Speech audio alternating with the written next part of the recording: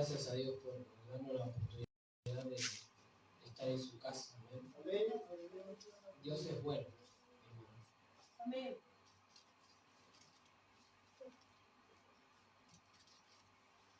Cuando encuentre, hermano, puede decir amén.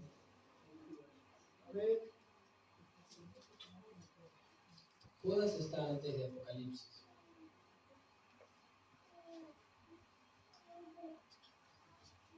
La carta de Judas. Bien. Dice la palabra del Señor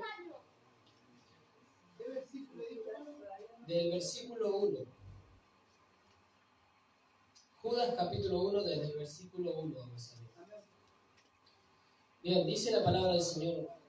Judas, siervo de Jesucristo y hermano de Jacobo, a los llamados, santificados en Dios Padre y guardados en Jesucristo. Misericordia y paz y amor os sean multiplicados. El título desde el capítulo 3 dice, falsas doctrinas y falsos maestros. Dice el versículo 3, amados, por la gran solicitud que tenía de escribiros acerca de nuestra común salvación, me ha sido necesario escribiros exhortándoos que contendáis ardientemente por la fe que ha sido una vez dada a los santos. Amén. Bien. En la carta de Judas primeramente había un primer motivo por el cual Judas quería escribirle a esta iglesia.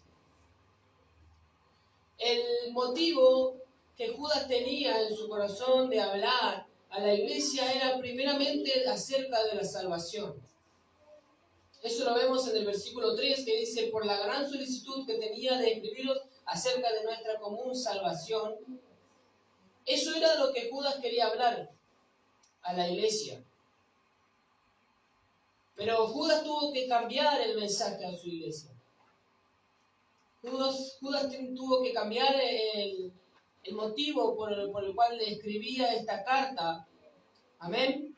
Porque dice después que me ha sido necesario escribiros, dice, exhortándoos que contendáis ardientemente por la fe que ha sido una vez dada a los santos, porque algunos hombres han entrado encubiertamente, los que desde antes habían sido destinados para esta condenación, hombres impíos que convierten en libertinaje la gracia de Dios y niegan a Dios, el único soberano, y a nuestro Señor Jesucristo. Judas cambia el mensaje. La primera razón por la cual Judas quería escribir esta carta era para hablarle de la salvación a su pueblo, pero él tuvo que cambiar este mensaje. Y esto me hace pensar que es bueno hablar sobre la salvación, sobre el amor de Dios, sobre la misericordia, pero también nos manda la palabra del Señor, como dice acá la Escritura, que tenemos que contender ardientemente por la verdad. Pero si nosotros no tenemos el conocimiento acerca de la verdad, no tenemos razón por qué luchar.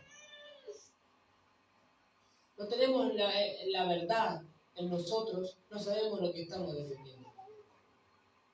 No sabemos lo que estamos creyendo ni lo que estamos defendiendo. Por eso la importancia de Judas de escribir esta carta, porque habían hombres que se habían infiltrado encubiertamente, dice la palabra.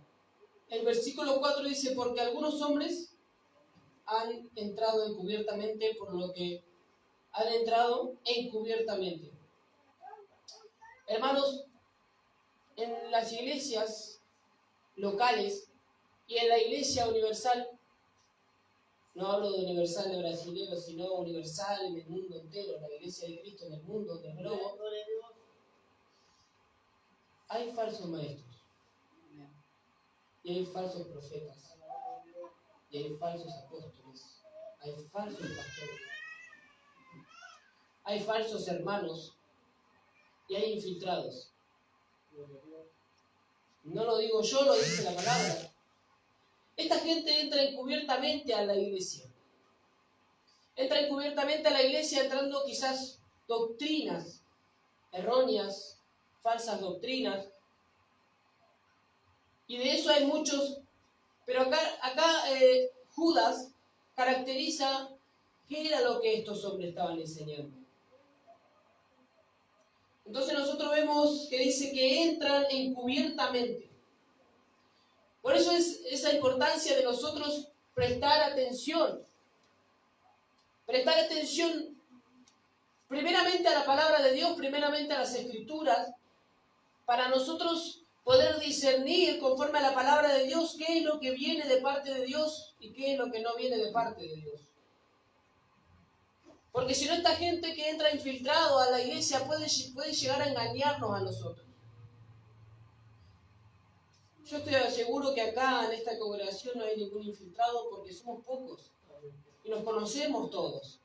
Todos los que estamos acá nos conocemos y todos tenemos una misma fe, una misma salvación, un mismo espíritu, un mismo bautismo. Estamos unidos en ese mismo sentir.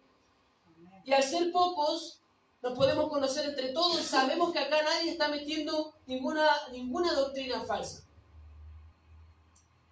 Pero hay una seguridad más fuerte que es más segura que conocernos todos los que estamos acá, que es conocer la palabra de Dios, que es conocer lo que Dios manda en su palabra. Entonces nosotros para poder contender tenemos que primero saber qué es lo que vamos a defender. También nosotros, hermanos, tenemos que estar atentos porque estas personas pueden entrar encubiertamente a este lugar o a cualquier lugar. Miren, hermanos, si nos ponemos a investigar o a buscar las diferentes falsas doctrinas que hay en el mundo, está lleno de falsas doctrinas. Hay gente que niega la Trinidad, que son unicitarios. Hay gente que niega la deidad de Jesucristo, que cree que Jesucristo solamente fue un hombre, solo fue un profeta y no era Dios. Y entre tantos.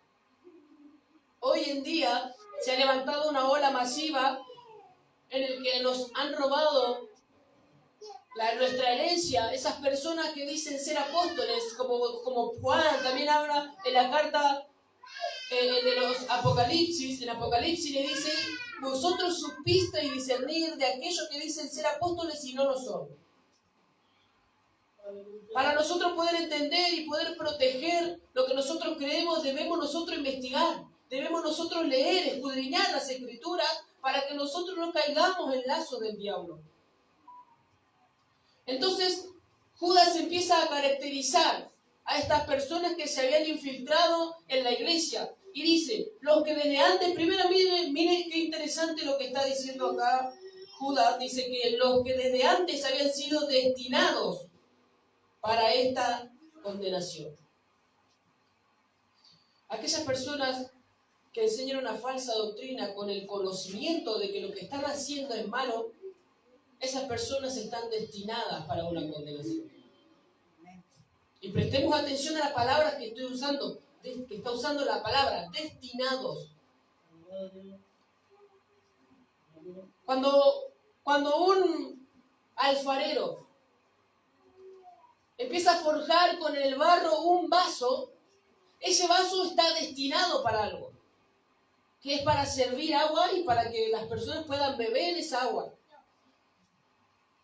Pero ese vaso, por ejemplo, nosotros no nos podemos poner en una olla y querer hacer un guiso en ese vaso. Es imposible, es algo ilógico, es algo de que una persona que lo hace estaría, no sé, quizás no tendría el conocimiento de para qué fue hecho eso. Así podemos identificar y podemos entender qué significa la palabra destinados. Esas personas que enseñan una falsa doctrina, esas personas que entran encubiertamente, porque acá la Biblia no habla de ignorancia, no está hablando de que esa persona entró ignorantemente y empezó a meter doctrinas falsas por ignorancia, como cuando habla de Pablo, cuando él perseguía a la iglesia, Pablo acá le dice: todo lo que he hecho lo hice por ignorancia. Entonces acá no está hablando de que estos falsos maestros y estos falsos profetas están entrando ignorantemente a la iglesia y están contaminando al pueblo sin saberlo. Acá está hablando diciendo que esas personas entran encubiertamente, y en otras palabras podríamos decir también que entran disfrazados.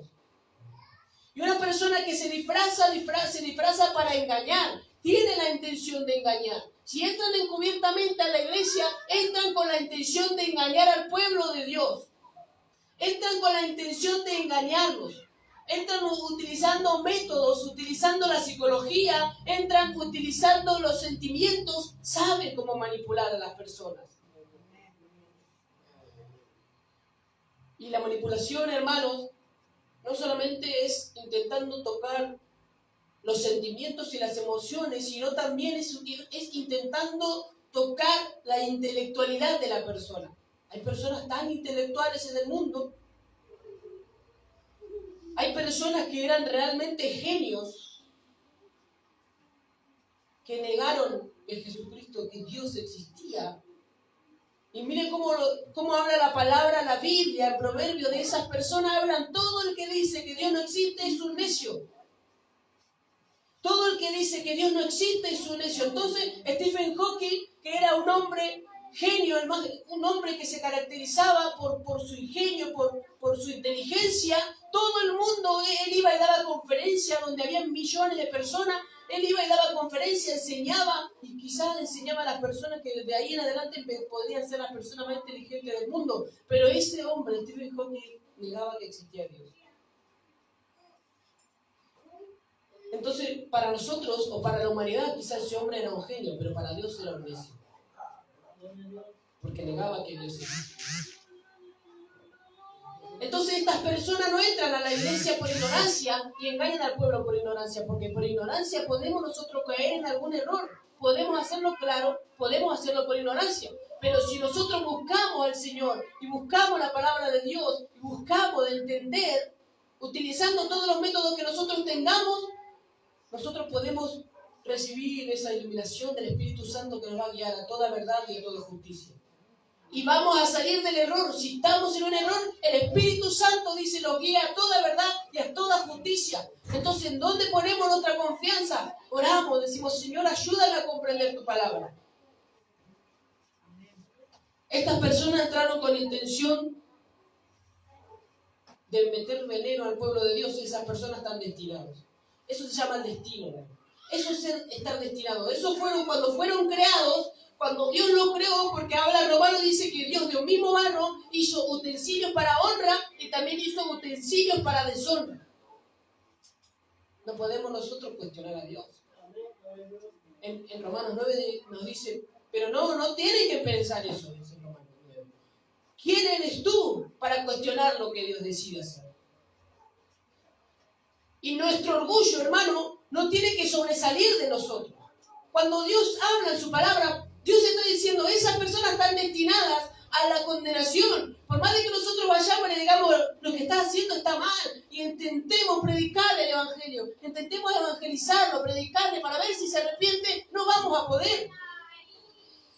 No lo vamos a lograr.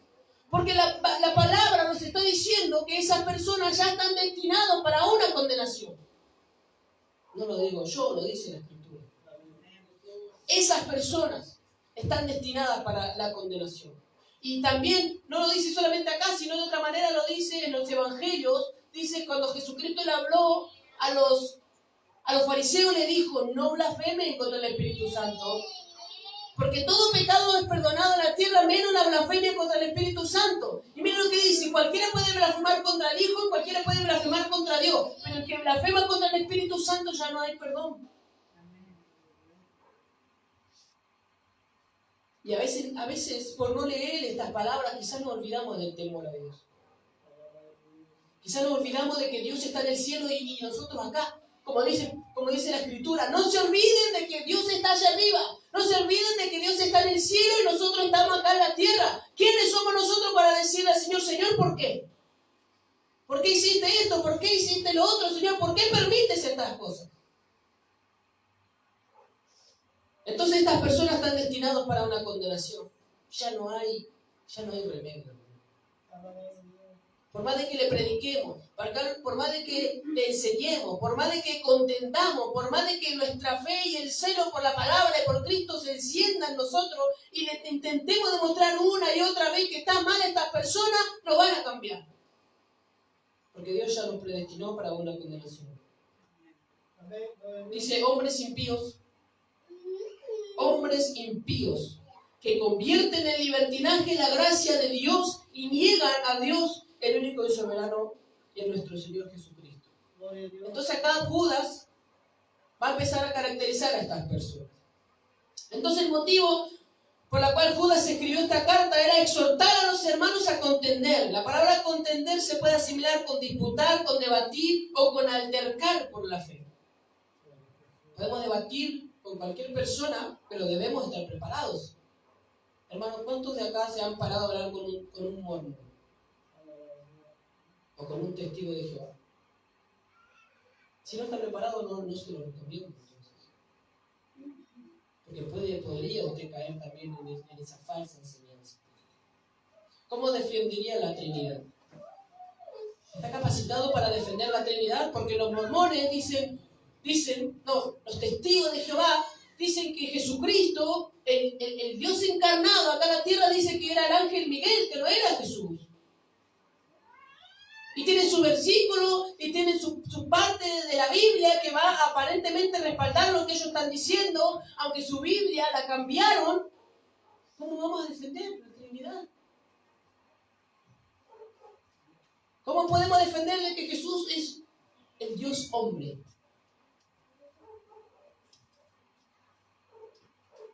Entonces, eso nos manda la palabra.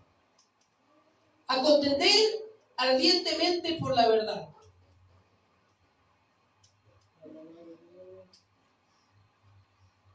Por la fe una vez dada a los santos, que la fe se nos dio a nosotros como un regalo. En Efesios 2:8 nos habla de la fe y dice, y esto no es de vosotros, sino es un don de Dios.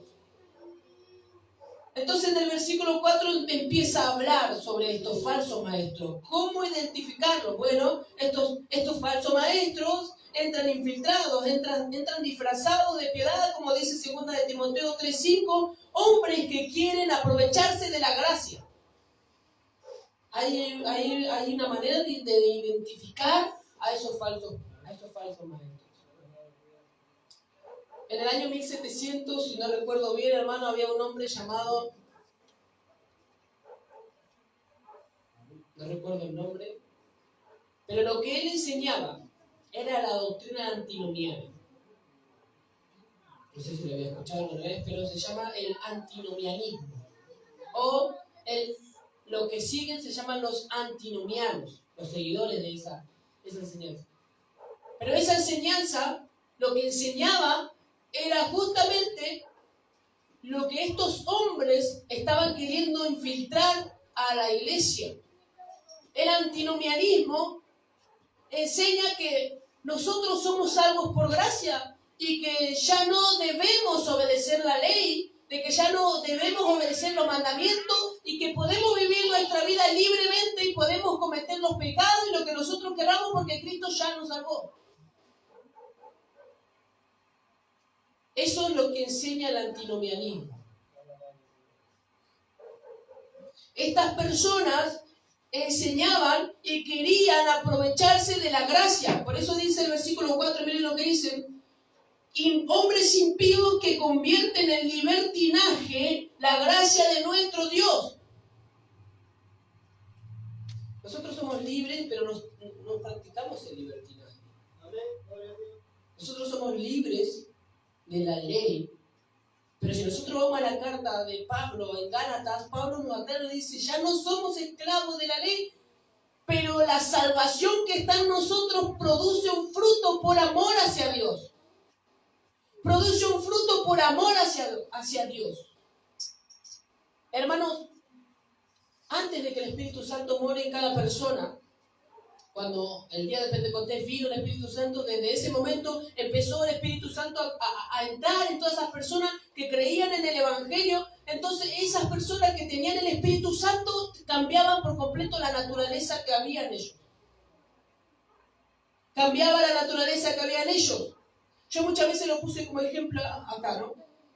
Si es su cumpleaños, ¿usted prefiere ir y pedir que le hagan un regalo o que el regalo se lo den ellos, las personas por sí mismas? Es mejor que nos den el regalo las personas por sí mismas. Porque cambia el valor. Quizás yo no le encontraríamos sentido a que yo tenga que ir a pedir y reclamar un regalo que tiene que nacer de la otra persona de corazón. Ahora, para entender la ley, nosotros debemos entender que el hombre no puede cumplir la ley. Es imposible que el hombre cumpla la ley. La ley fue algo que nos restringió. La ley nos encerró para que nuestra pecaminosidad no salga corriendo a la deriva a cometer toda clase de pecados y punto. Como pasó en Sodoma y Gomorra, el pecado estaba libre y hacían lo que querían. No había ley. No había ley. ¿Qué pasaría si en Argentina no habría ley? Los ladrones robarían, no pasa nada si no hay ley. Yo puedo robar libremente, yo puedo asesinar libremente, los violadores pueden decir, bueno, yo puedo violar libremente, yo puedo hacer lo que yo quiera libremente, porque no hay ley, no restringe. Por eso existe una ley. Mire cómo es la inteligencia de nuestro Dios. Él conoce el corazón del ser humano y conoce la maldad del ser humano. Entonces Él nos puso esa ley desde fábrica en nuestro corazón. Por eso existen leyes. Por eso hay personas que no creen en Dios, pero creen que robar está mal porque Dios le puso la ley en sus corazones. Nosotros sabemos lo bueno y lo malo porque Dios puso la ley en nosotros. Entonces estas personas, el Señor decía, vamos a vivir como queramos, vamos a pecar libremente, total, ya somos salvos. Ya Cristo ya murió, ya nuestros pecados fueron perdonados, ahora vamos y deleitémonos en la carne. Pero eso no es lo que Pablo enseña. Entonces, estas personas enseñaban que se podía convertir en libertinaje la gracia de nuestro Señor. Para poder vivir una vida inmoral. Estas personas querían vivir una vida inmoral. Y ahora vamos a ver qué era lo que estas personas querían vivir, querían hacer. Primero, también negaban a Dios, negaban a Jesucristo. Ellos traicionaban a Jesús al rechazar la autoridad de sus enseñanzas. Ellos al no querer cumplir la ley, no querer cumplir con los mandamientos, eso ya es una muestra de que no hay nuevo nacimiento. Eso ya es una muestra de que no hay nuevo nacimiento. Eso es una muestra de que sigue siendo la misma persona, de que no hay un cambio, de que no hay nada. Hermano, la Biblia está llena de versículos y nos enseña muchas veces de que la manera de reconocer a las personas es por su fruto. No hay otra manera. No hay otra manera.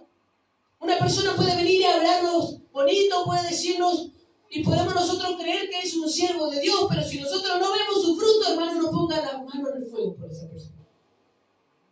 No ponga la mano en el fuego por una persona que usted no conoce. Es por eso que acá, en la iglesia o en cualquier iglesia, todas las personas parecen santas, todos levantan las manos, todos levantan sus manos, todos cantan las alabanzas. Pero el único que lo conoce al marido de su esposa y su esposa es el marido. ¿Por qué? Porque ellos viven juntos, porque están todo el día juntos. Ellos sí lo conocen, pero nosotros no. Y no podemos nosotros poner la mano en el fuego por una persona que no conocemos. Por su fruto lo conoceremos. Entonces, hermano, estas personas enseñaban de que no había que obedecer y negaban la autoridad de Jesucristo. Porque Jesucristo también dio mandamientos. Jesucristo fue aquel que dijo, ¿se acuerdan de ese versículo en que Jesucristo le dijo, ya oíste decir vosotros que no adulteréis? Bueno, yo le digo a ustedes que el que tan solo con mirar con sus ojos a una mujer o a un hombre con lujuria, usted ya adulteró en su corazón. Eso no decía la ley de Dios, eso lo dijo Jesús. Entonces nosotros vamos a andar por el mundo mirando mujeres con lujuria porque ya está, somos salvos. Acuérdense que la palabra del Señor nos dice acá, donde se repite, y yo creo que acá se repite más que en todos lados, porque, bueno, no fui a muchas iglesias, pero acá se repite muy seguido que el que ama a Dios guarda sus mandamientos. Y hay una palabra, hermano, que a mí me sorprendió una vez, que también nos golpea. Este no va a golpear a otro. Este lo va a golpear como me golpeó a mí. No recuerdo dónde está la palabra, pero habla de los mandamientos y mire lo que dice. Y sus mandamientos, dice, hablando de los mandamientos que Jesús, que la palabra de Dios está acá, y sus mandamientos no me son gravosos.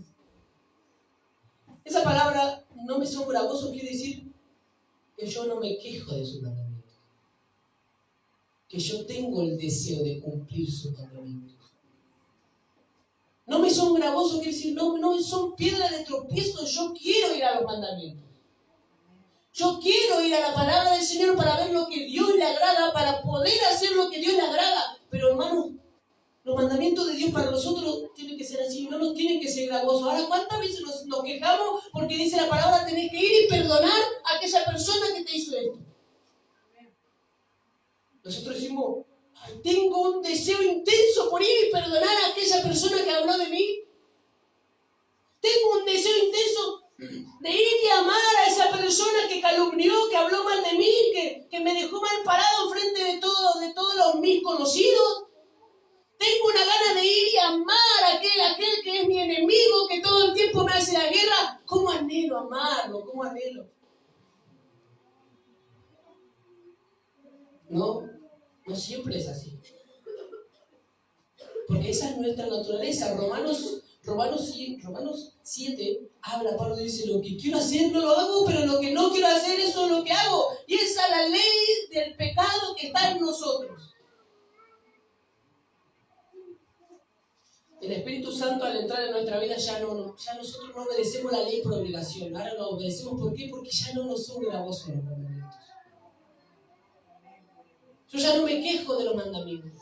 Yo ahora quiero obedecer esos mandamientos, porque las personas del pasado no tenían el Espíritu Santo, entonces la ley tenía que estar ahí adelante. Y era tan importante la ley que aquella mujer que la encontraban en el acto de adulterio tenía que morir apedreada.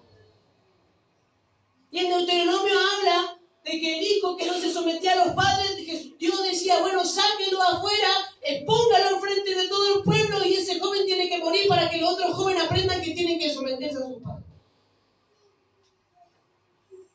Imagínense de la manera que Dios tenía que restringir la maldad del ser humano.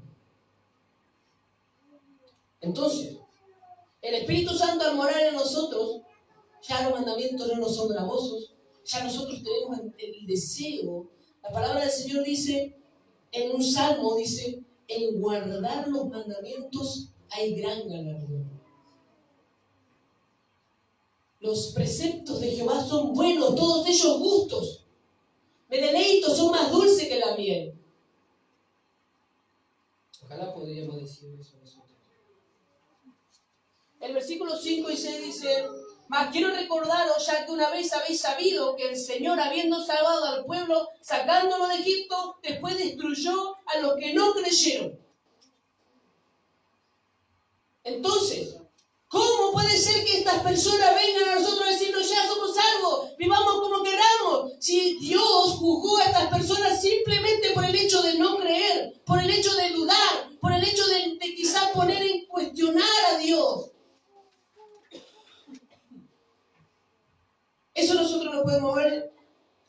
Lo que Judas quería decirle a esta gente era, quería mostrarle el juicio que Dios mandaba a los que practicaban tales pecados, los cuales, dichos pecados, estos infiltrados enseñaban que podían cometerlos libremente.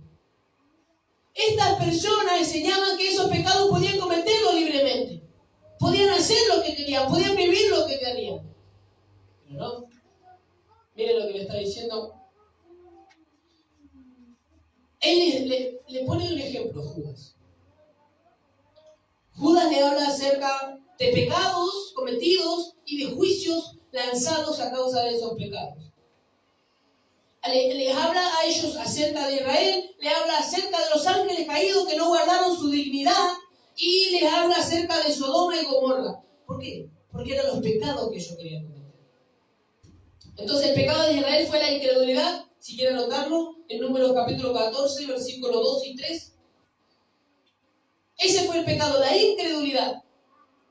Y saben que solamente por ese pecado de la incredulidad, cuando Dios le dijo a Moisés, envía a 12 espías para que vayan y vean cómo es la tierra de Canaán, para que ellos vean, para que traigan cómo es la tierra, qué es lo que fluye, cómo es la tierra para sembrar, cuánto ganado hay, si llueve seguido, si llueve lomo, andá y investigá todo para que ellos vengan. Pero la cosa fue que cuando ellos volvieron, cuando esos 12 espías volvieron, 10 de esos espías vinieron con las rodillas que se chocaban una con la otra del miedo que tenían.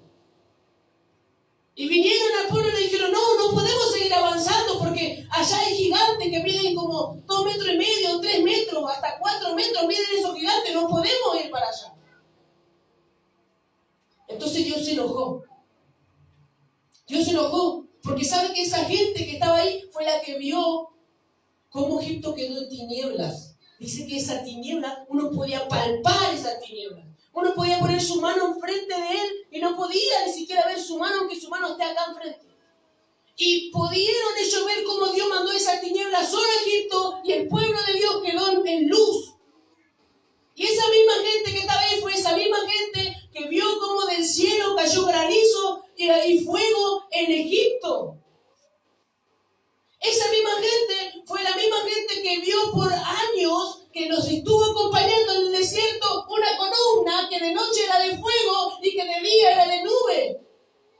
Esa gente fue la que vio que cuando el faraón venía persiguiéndolo, Dios pudo frenar al faraón y abrió el mar rojo al medio. Y dice que cuando ellos pasaron la tierra estaba seca, ni húmeda estaba la tierra. Entonces Dios estaba cansado. Dios se cansó y le dijo, ¿cómo este pueblo que vio todas las cosas que yo hice, que vio todas las cosas que yo le mostré, vio mi poder, vio cómo yo actué, y ahora por unos gigantes ellos están dudando de mí? Hermano, piense en este momento cuántas cosas usted vio que Dios hizo y hoy en día sigue por el mundo como usted quiere. ¿Cuántas cosas vio que Dios hizo en otras personas, que Dios se las reveló, que usted pudo ver las cosas que Dios hizo en otras personas? Y hoy en día sigue con su orgullo y sigue yéndose al mundo y no quiere acercarse a Dios. Entonces Dios se enojó. Y el juicio hacia estas personas se encuentra en Números capítulo 14, versículo 26, versículo del 26 al 30. ¿Sabe cuál fue el juicio? Los mayores de 20 años, todos muertos.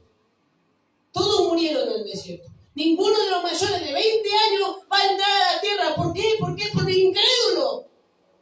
Por incrédulo. Y estas personas vienen al Señor y dicen, no vamos a cometer pecado libremente, porque somos salvos. Y Judas tuvo que mostrarle. Había incredulidad. Ellos enseñaban, decían, bueno, no crees, no importa, vos ya sos salvo. ¡Vos ya sos salvo! Cuando el carcelero le preguntó a Pablo, ¿qué tengo que hacer para ser salvo? Pablo dijo, cree en el Señor Jesucristo. Y estos hombres dicen, no crees, no importa, vos sos salvo. Hermano, sin fe es imposible agradar a Dios. Y la fe no viene sin fruto. No podemos nosotros venir y decir, sí, yo creo en Dios, yo tengo fe. Santiago dice, si tu fe no tiene frutos, entonces es una fe muerta. No existe la fe. Si vos no tenés fruto de esa fe que vos estás profesando, entonces no tenés fe. Por eso dice la palabra, por sus frutos. Entonces, hermano, el pecado de los ángeles se encuentra en Génesis 6, capítulo 6, del verso 1 al 4. Y ahí habla de esos ángeles que perdieron su dignidad. Hay quizás muchas formas de entender ese versículo, pero la forma en que yo lo entendí es que esos ángeles, lo que literalmente dice que esos ángeles bajaron del cielo, tomaron mujeres humanas y se acostaron con ellas y tuvieron hijos. Ellos abandonaron su dignidad. se soltaron a su lascivia, se soltaron a los deseos, porque dice la palabra que ellos vieron que las mujeres eran hermosas. Entonces estos ángeles fueron y se acostaron con estas mujeres, tuvieron hijos. En esa parte podemos entender que Judas estaba diciendo a esas personas le estaban diciendo que podían vivir en lascivia, podían vivir en inmoralidad sexual, podían vivir en todos esos pecados porque somos salvos. Pero no.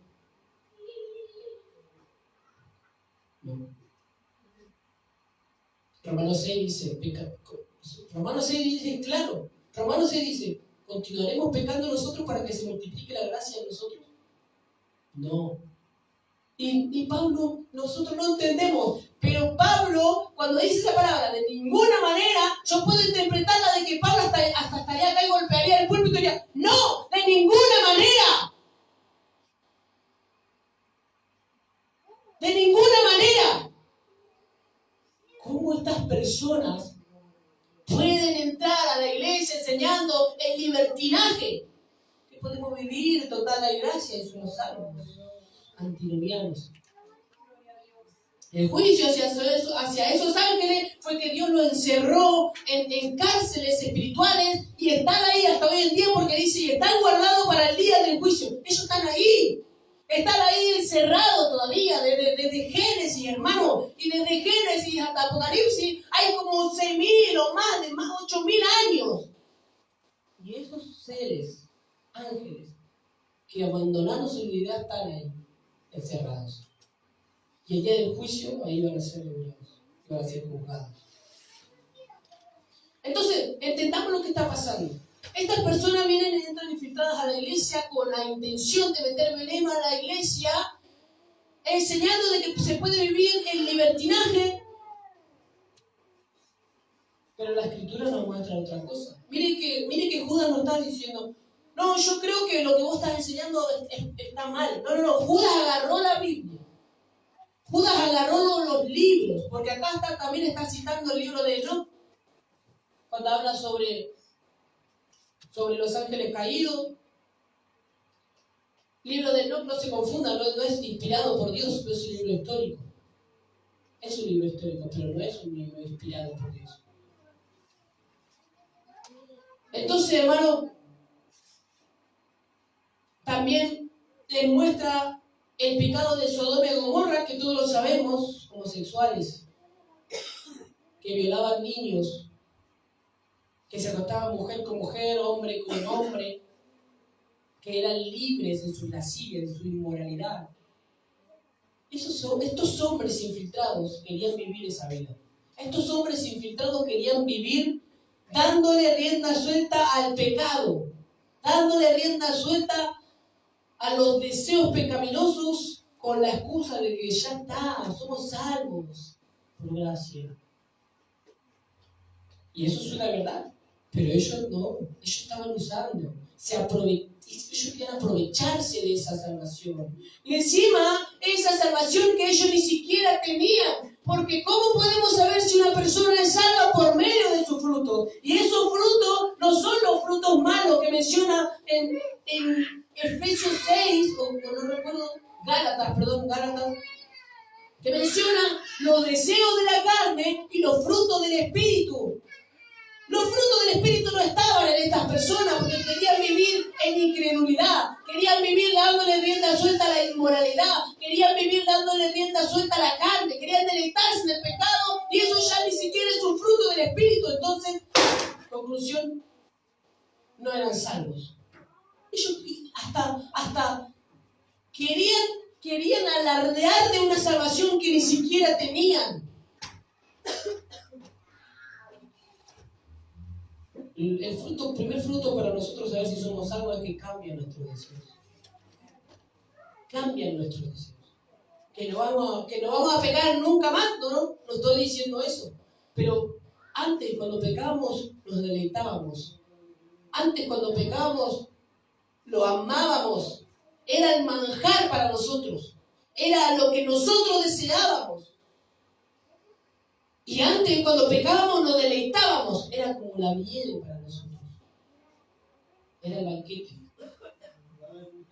Pero cuando Dios nos redimió, Cuando el Espíritu Santo vino a morar a nosotros, cuando nosotros le fallamos a Dios, dice que el Espíritu se contrista en nosotros y nosotros nos sentimos mal.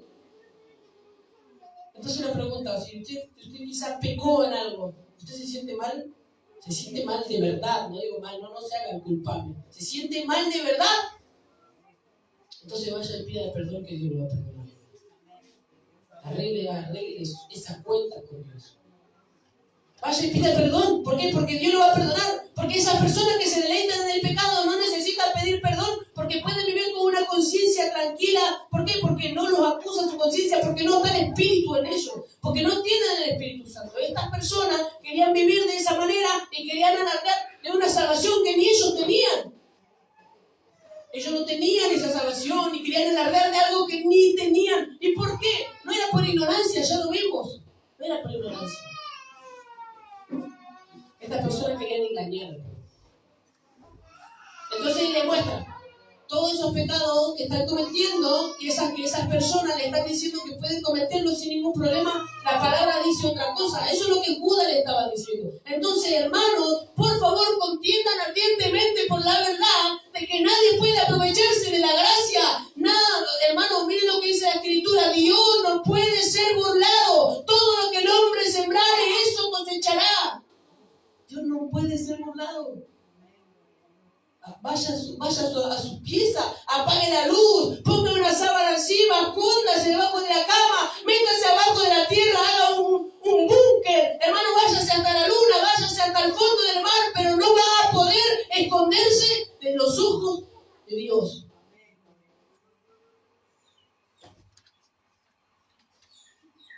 Entonces le muestra el juicio y los pecados mencionados que querían ellos practicar, estos infiltrados.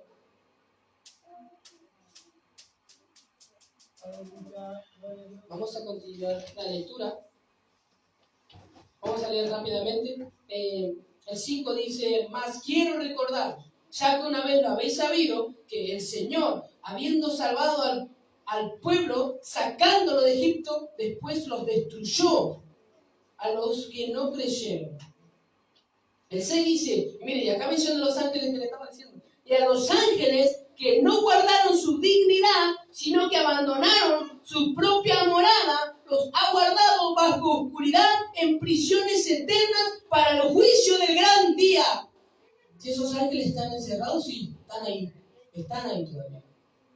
El 7, como Sodoma y Gomorra, los cuales, como Sodoma y Gomorra, las ciudades vecinas, las cuales de la misma manera que aquellos, habiendo fornicado e ido en pos de vicios contra la naturaleza, fueron puestos por ejemplo, miren lo que dice, sufriendo el castigo del fuego eterno. Judas le estaba diciendo, ahí tienen el ejemplo de que Dios odia ese pecado que están practicando ahí adentro. No obstante, el 8, de la misma manera también estos señores mancillan la carne. Estos hombres eran unos perversos, eran unos pervertidos. Un versículo que dice, y vuestro lecho sea sin mancilla. Bueno, eso que ahí lo dice, ¿sabes sin mancilla? Cuando estos hombres dicen, vamos, vivamos, mancillemos la carne, total, ahí ya somos salvos. Rechazan la autoridad y blasfeman de las potestades superiores. Para terminar, estos infiltrados entraban con el engaño porque la gracia se lo permitía. Ellos decían eso, sin recibir juicio. Ellos decían, no hay juicio, ya no hay juicio. Dice la palabra, ya no hay condenación para los que están en Cristo. Pero habla y dice, y esos que están en Cristo son los que viven conforme al Espíritu. Ya no viven conforme al Espíritu. No está diciendo, bueno, vivamos conforme al Espíritu para estar en Cristo. No malentiendan. No dice que hay que vivir en el Espíritu para estar en Cristo. Dice que los que están en Cristo van a vivir en el Espíritu. Cristo es el árbol, Cristo es la raíz y los frutos son los que nos van a mostrar a nosotros de que estamos en Cristo. No hay juicio, decían ellos. Pero Judas les muestra cómo Dios juzgó. Todos todos esos pecados que ellos querían practicar, les demostró que no le agradaban a Dios. Vamos a seguir en el próximo. Nos quedamos en el versículo 9, en el versículo 8. Así que somos salvos por gracia.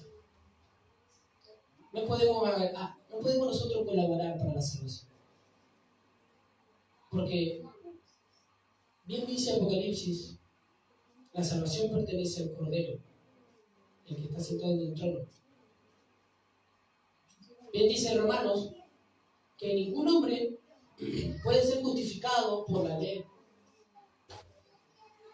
Bien dice también Gálatas, si no mal recuerdo, que todo aquel que quiere vivir conforme a la ley y agradar a Dios conforme a la ley ha caído de la gracia. Es difícil de entender un poco, pero si nos ponemos a escudriñar la palabra vamos a entender que no podemos aportar nada a nuestra salvación. Que si la salvación, miren esta frase, si la salvación fuera un 99.9% de Dios y un 0.1% nuestro, todavía iríamos al infierno. Todavía iríamos al infierno. Pero cuando Pablo en Romanos 7 habla, dice, miserable de mí. Pablo, hermano, el apóstol Pablo, el apóstol que más ha recorrido el mundo, el apóstol que gracias a él los gentiles escucharon el evangelio porque Pedro y los demás estaban con los judíos, pero él por Dios fue enviado a los gentiles. El apóstol que exhortaba, ese mismo apóstol decía, hay una ley en mí, hay algo en mí todavía que yo lo he denominado la ley del pecado. Y Pablo decía, lo que yo sé que es bueno no lo quiero hacer y no lo hago, pero lo que yo sé que es malo, a eso quiero ir y eso es lo que hago. Y pongámonos a pensar, una persona para ir al cielo tendría que ser santo al 100%. Ningún mal pensamiento, ningún mal deseo, nunca tuvo haber que sentido ni siquiera ofendido por nadie, ni enojado, ni odio, ni nada. Tenía que amar a todo el mundo. No tendría que haber ninguna mancha de pecado en esa persona para entrar al cielo. Para entrar al cielo. Entonces Pablo decía, miserable de mí. Y Pablo, el hombre que recorrió el mundo, el hombre que se había entregado a Cristo, ese hombre que dijo, ya no vivo yo, sino que ahora Cristo vive en mí. Ese mismo hombre que dijo, si yo muero es ganancia para mí porque me voy con Cristo, ese mismo hombre dijo, qué miserable que soy, miserable de mí. ¿Quién me librará de este cuerpo de maldad? ¿Y dónde está nuestra esperanza? La intención, con tener la intención de obedecer, ya sabemos que es salvación. Porque intentamos, y nos esforzamos y buscamos, y no vivimos en libertinaje, no decimos, bueno, gracias, pequemos, no, nos esforzamos, buscamos, como dije, no hay agravio en obedecer mandamientos. Pero Pablo dijo, miserable de mí, ¿quién me librará de este cuerpo? Y después dijo, gracias doy a Dios por Jesucristo. Si nosotros permanecemos creyendo en Cristo, si nosotros tomamos nuestra cruz cada día y le seguimos, si nosotros ponemos nuestra mano en el arado y ya no miramos atrás, si nosotros decidimos seguir a Cristo con todo nuestro corazón, ¿saben cuál va a ser la razón por ser salvo? No va a ser porque tomamos la cruz, porque seguimos, porque obedecemos, va a ser porque confiamos en Cristo. Por eso Pablo hizo muchas hazañas. ¿Usted hizo más hazañas que Pablo? ¿A usted le golpearon 40 latigazos menos uno? ¿A usted le cortaron la cabeza? ¿A usted los encerraron en el calabozo más profundo? ¿A ustedes los golpearon? ¿A ustedes los persiguieron? ¿A ustedes los apedrearon hasta el punto de que casi pareciera que al verlo ya estaba muerto? ¿A usted le hicieron eso? No. Usted fue por Asia, por Etiopía, por Grecia, predicando el evangelio, plantando iglesias. No. Y Pablo hizo todas esas cosas, pero ¿sabe qué Pablo decía? Soy salvo por pura gracia. Pero Pablo bien sabía, no puedo vivir en pecado para que la gracia sobreabunde de ninguna manera. Así que bueno, hermanos, guardemos y atesoremos la palabra de Dios en las tablas de nuestro corazón. Amén. Gloria a Dios. Y que podamos amar a Dios Aleluya. y ser agradecidos todos los días. Y si nosotros, gracias a Cristo, tenemos la oportunidad de entrar al trono de la gracia, todos los días lo lleno y reconozcamos y decimos, Señor, perdóname. Quizás decimos, ¿pero por qué? Porque somos pecados, porque pecamos. Porque pensé algo mal de mi hermano, Señor, perdóname. Y tenemos esa seguridad de que Él nos va a perdonar. Amén. Esa es la bendición.